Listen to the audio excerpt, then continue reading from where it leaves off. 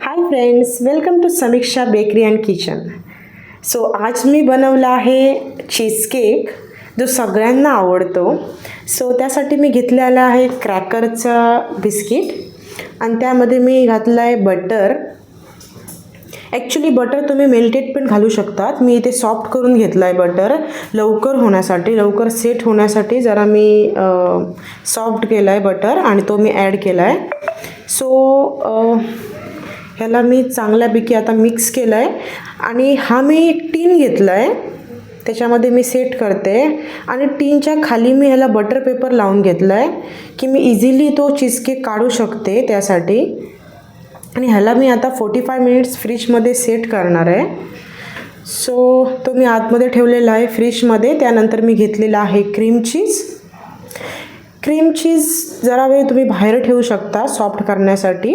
आणि त्यामध्ये मी टाकली आहे कस्टर्ड शुगर. याची रेसिपी मी तुम्हाला डिस्क्रिप्शनमध्ये देणार आहे.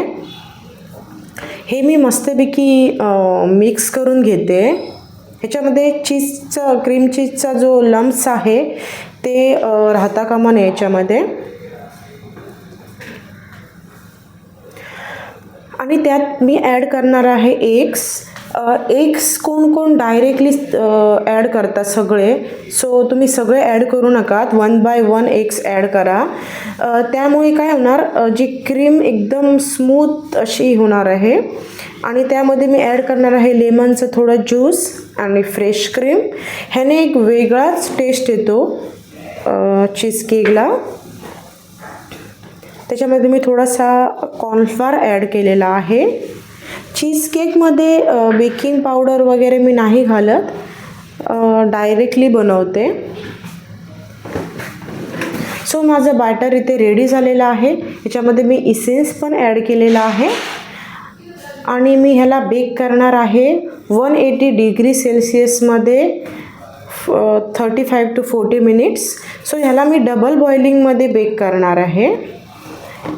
डायरेक्टली तुम्ही बेक केला तर तो चांगला होत नाही. सो डबल बॉइलिंगमध्येच तो चांगला लागतो. तुम्ही गॅसमध्ये पण कुक करू शकतात, मी ओव्हनमध्ये केलेला आहे.